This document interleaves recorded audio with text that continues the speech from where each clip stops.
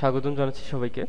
আজকে আমি switch statement নিয়ে আলোচনা করব, যেটি হচ্ছে প্রায় ইপিএলস স্টেটমেন্টের মতোই। আমরা গত পর্বে যে ইপিএলস স্টেটমেন্ট, কম্পারিজন অপারেটর এবং লজিক্যাল অপারেটর নিয়ে যে কাজগুলো করছি, তো সেই কাজগুলো একইভাবে ইপিএলস স্টেটমেন্ট দিয়ে যেভাবে কাজ করছি ঠিক সেই অপারেটরগুলো সুইচ স্টেটমেন্ট দিয়েও করা যাবে। সুইচ স্টেটমেন্ট ইপিএল স্টেটমেন্টের আরেকটা পরিবর্তন, যেটা হচ্ছে ইপিএল স্টেটমেন্টে অনেক কাজ খুব ঝামেলার, কিন্তু সেটা সুইচ স্টেটমেন্ট দিয়ে খুব সহজে করা যাবে। আপনি বড় কোনো প্রোগ্রামে ইপি স্টেটমেন্ট ব্যবহার করাটা যতটা কঠিন, কিন্তু সুইচ স্টেটমেন্ট ব্যবহার করাটা অনেক সহজ। এখানে আমরা সুইচ স্টেটমেন্টে কিছু কিওয়ার্ড নিয়ে আলোচনা করব, যেখানে 4টা কিওয়ার্ড আমরা দেখতে পাই। একটু পরে সিনট্যাক্সে আমরা আলোচনা করব। তো সেই 4টি কিওয়ার্ড আছে, তার মধ্যে একটি হচ্ছে সুইচ, যেটা ইপির মতো করে লিখতে হয়। 2 নম্বর হচ্ছে কেস, যেটা ইলসিপের কাজের সাথে তুলনা করা যায়। আমরা ইলসিপে যে কন্ডিশন সহ কোড এক্সিকিউট করেছিলাম, যে একটি যদি কন্ডিশনটা সত্য হয় তাহলে ভেতরে কোডটা এক্সিকিউট হবে। কেস ঠিক একই রকম কাজ করে। ব্রেক, ব্রেক মানে হচ্ছে কোনো কিছু, আপনি বাংলাটাই বুঝতে পারতেছেন, কোনো কিছু ব্রেক করে দেওয়া মানে শেষ করে দেওয়া। তাহলে কোনো কেসের যে আমরা কেসটা এক্সিকিউট করব, সেই কেসের কাজটা শেষ করে দিয়ে সে প্রোগ্রাম থেকে টার্মিনেট হবে। এটি হচ্ছে ব্রেকের কাজ। আর ডিফল্ট, ডিফল্ট মানে হচ্ছে, ডিফল্ট মানে আমরা জানি যে যেটা আপনা আপনি হয়, মানে আমরা যেটা ইলসের সাথে তুলনা করতে পারি। ঠিক ইলসের যে ইলসের কাজ কি ছিল, যে কোনো যদি কন্ডিশন সত্য না হয় তাহলে ইলসের কাজ করে বের হয়ে যাবে। তো ডিফল্টও সেই একই কাজ করে। তো এখন আমরা সিনট্যাক্স দেখব যে সুইচ স্টেটমেন্টের সিনট্যাক্স কীভাবে লিখতে হয়। তো সুইচ, এখানে আমরা দেখতে পাচ্ছি ব্র্যাকেটে ভ্যালু, তারপরে দেখতে পাচ্ছি কেস ভ্যালু, কোড ব্রেক, এভাবে অনেকগুলো কেস দেওয়া আছে। তারপর ডিফল্ট মানে ইলস অন্যথায় এটি কাজ করবে। তো সুইচ স্টেটমেন্টের কাজটা ঠিক ইফের মতোই, যে এখানে একটি ভ্যালু দেওয়া থাকবে এখানে, যে আর এখানে কেসের সঙ্গে যে ভ্যালুগুলো দেওয়া থাকবে, যে ভ্যালুটা মিলে যাবে। সাপোজ এখানে 5 দিলাম, এখানে যে কেসের সঙ্গে 5 থাকবে সেই সরাসরি উপরেগুলো না দেখে ঠিক এই ভ্যালু 3 যদি 5 থাকতো তাহলে এইখানে এসে কোডটা এক্সিকিউট করবে এবং ব্রেক হয়ে যাবে। বাকি অন্য কোনো কেস ও দেখবে না, যেটা ইপিএলসে আমাদের দেখতে হয়, একটা একটা করে চেক করতে হয়। বাট সুইচ স্টেটমেন্টে এইভাবে চেক করতে হয় না, সে সরাসরি ভ্যালু মিলায় কোড এক্সিকিউট করে। আর যদি কোনো ভ্যালুই না মিলে যায় তখন আমরা ব্রেক, মানে দ্যাট মিনস ডিফল্ট যে ইয়াটা আছে ডিফল্ট, সেটি এক্সিকিউট করবে। আর মানে হচ্ছে যে ডিফল্ট হচ্ছে একবারই সরাসরি ইলসের মতো, যে যদি কোনো ভ্যালু মিলে না যায় তাহলে ডিফল্টের কোড এক্সিকিউট করা শুরু হবে। তো এখন সুইচ স্টেটমেন্ট আমরা ঠিক কোডিংয়ে সরাসরি দেখব যে কীভাবে সুইচ স্টেটমেন্ট ইমপ্লিমেন্ট করতে হয়। তো গত পর্বে আমরা সুইচ ইপিএল স্টেটমেন্ট দিয়ে রেজাল্ট শিট তৈরি করেছিলাম, যে কি কত নম্বর পেলে সে কি গ্রেড পেলো, এই কাজটি করছিলাম। তো আজকে সেটি একই কাজ আমরা সুইচ স্টেটমেন্ট দিয়ে করব। তো চলুন আসলে কিভাবে কাজটা শুরু করব। আমি জানি যে সুইচ স্টেটমেন্টে একটা ভ্যালু কম্পেয়ার করে, সাপোজ এগুলো আমি আর ডিলিট করে দিই গত পর্বে। তো আমরা জানি সুইচ স্টেটমেন্ট সিনট্যাক্স এরকম, এখানে কিছু কেস থাকবে। সাপোজ কেস যে কোনো একটা নাম্বার দিলাম, আমরা পরবর্তীতে কোড এক্সিকিউট করতেছি, কোড তারপরে ব্রেক স্টেটমেন্ট, ঠিক আরেকটি কেস স্টেটমেন্ট দিই, কেস 2, ঠিক ব্রেক, ঠিক আপনি এইভাবে ডিফল্ট ব্রেক এবং কিছু কোড। তো আমরা সুইচে আমরা জানি ঠিক এই ব্র্যাকেটের মাঝে যে ভ্যালুটা দেব, এখানে যদি 1 দেই তাহলে এই কেসটা কাজ করবে, ঠিক যদি এখানে 2 দেই তাহলে এই কেসটা কাজ করবে। তো সাপোজ আমি এখানে 1 দেই, তাহলে এর মাঝে যা লিখবো ঠিক সেগুলোই প্রিন্ট হবে। যেমন মেসেজ বক্স যদি ডট শো লিখি, যে আমি সাপোজ দিলাম ইয়েস 1 ওয়ার্কস, কেস 1 ওয়ার্কস, এভাবে পরেরগুলোতেও ঠিক মেসেজ বক্স দিয়ে দিই যে কেস ইয়েস, কেস 2 ওয়ার্কস। এভাবে ডিফল্টে দেব যে ইয়েস ডিফল্ট ওয়ার্কস,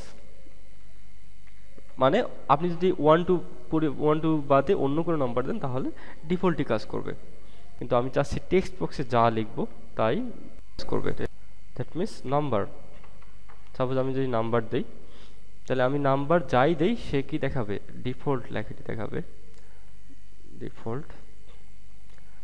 তাহলে এখন যদি আমি 2 লিখি, দেখেন ইয়েস কেস 2 ওয়ার্কস, কারণ 2 মিলে গেছে। ঠিক আমি যদি এইভাবে 1 দেই, 1 ওয়ার্কস। কিন্তু আমি যদি অন্য কোনো নাম্বার দেই, ডিফল্ট ওয়ার্ক, কারণ কোনো নাম্বার মিলে নেই, তো ডিফল্ট ওয়ার্ক। তো এখানে কাজগুলো এভাবে ইপিএলসের পরিবর্তে এই কাজগুলো ইজিলি করতে পারবো আমরা। ঠিক আমরা রেজাল্ট শিটের কথাটি চিন্তা করি, যে আমরা রেজাল্ট শিটে কী কাজ করছিলাম, যে সাপোজ 80 পেলে এ প্লাস, এভাবে 70 পেলে এ, ঠিক অথবা ঠিক 80 অথবা 85 যাই পাই, ঠিক এই কেসেসগুলোর জন্য আমরা কত নম্বর ঠিক সে এ প্লাস পাবে। তো যেহেতু এখানে 80 85 এইভাবে 100টা কেস দেওয়া সম্ভব না, আপনি এখানে একটা জিনিস ভেবে দেখুন, এটাকে যদি আপনারা ঠিক প্রত্যেকটাকে 10 দিয়ে ভাগ দেন ইন্টিজারে, দেখেন এখানে 8 আসে। ঠিক 85কে যদি 10 দিয়ে আমরা ভাগ দিই, ঠিক এখানেও 8 আসে, মানে 8 পেলেই সে এ প্লাস হবে। তাহলে আমরা এখানে এইভাবে নাম্বারটা করতে পারি। তাহলে এখানে আমরা আরেকটা ইন্টিজার টাইপের ডাটা টাইপ নেই, ইন্টিজার সাপোজ নাম্বার ডিভিশন। যে এখানে কি করব, নাম্বারটাকে আমরা 10 দিয়ে ভাগ দেব, তাহলে আমাদের কাঙ্ক্ষিত রেজাল্টটি পাবো। সাপোজ এখানে 70 দিয়ে ভাগ দেবো 10কে, তখন 7 পাচ্ছি, মানে 7 পেলে সে কি পাবে, এ পাবে। ঠিক 60 যদি পায়, 60 অথবা 65 অথবা 60 থেকে 69, যাকেই আপনি ভাগ দেবেন, ইন্টিজারে কি জমা হবে, 6 জমা হবে। তো 6 পাইলে কি পাবো, আমরা সেটাকে ধরবো কেস যদি 6 সঙ্গে মিলে যায়, তাহলে সেটাকে আমরা বি ধরবো। এভাবে আমরা পরবর্তী নম্বরগুলো ভাগ করব। সাপোজ এখানে কেস যদি 8 হয়, তাহলে you got A plus.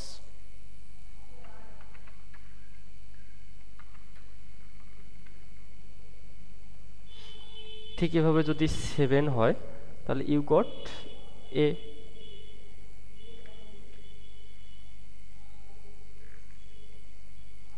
You got এ।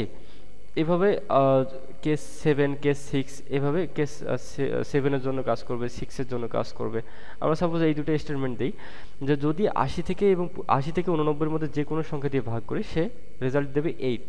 তাহলে এখানে নাম্বার ডিভিশন কত, এখানে তার নাম্বার ডিভিশন 8 পাবে। তো এইখানে 8, এই 8 কোথায় মিলবে, কেস 8-এর সঙ্গে মিলে যাবে, তখন রেজাল্ট দেখাবে এ প্লাস। ঠিক এভাবে যদি 70 থেকে 79-এর মধ্যে দিই, ঠিক এখানে 7 স্টোর হবে নাম্বার ডিভিশনে। তো 7 কার সঙ্গে কম্পেয়ার হবে, কেস 7-এর সঙ্গে, তখন রেজাল্ট দেখাবে এ।